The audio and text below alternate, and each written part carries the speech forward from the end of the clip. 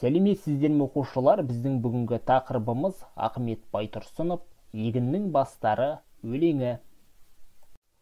Оқу мақсаты әдеби шығарманың жанрына қарай фабуласы мен сюжеттік дамуын сипаттау, кейіпкерді шынайы өмірмен салыстырып, бағалау.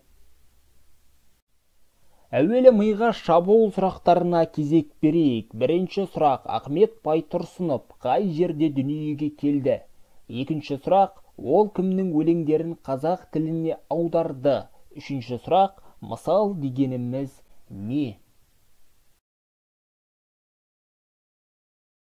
Ахмет Байтұрсынұлы орыс мысалшысы. Иван Андреевич Крылов туындыларын қазақ тіліне аударып, 40 мысал деген атпен 1909 жылы Петербургте бастырып шығарады.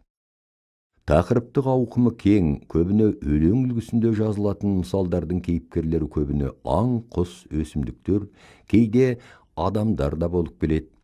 Мысал өлеңдерде қоғамдағы адамдыққа жат қылықтар, адам бойында кездесетін кереңсіз мінез құлықтар сыналады. Соңы ғибратты түйіндемемен аяқталып отырады.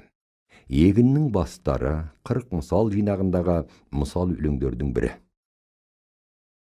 Өлеңде егіс даласын аралап келе жатқан әке мен баланың диалогы арқылы тәрбиелік мән терең ой айтылады. Бастарын төмен салып иіліп тұрған бидайлардың ішінде жалғыз-ақ бір ғана түп бидайдың басын көкке көтеріп, өзін өзгелермен тең көрмей шікірейіп тұруын әкесі бидайдың басында бірде-бір дәні болмағандығынан деп түсіндіреді.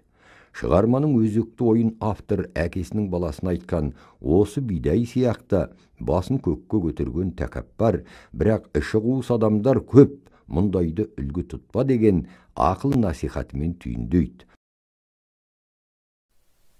Алдыңғы бейне роликті тамашалап болсаңыздар, оқушылар, келесі тапсырманы орындаңыздар. Егіннің бастары мысалымен танысып шығыңыздар.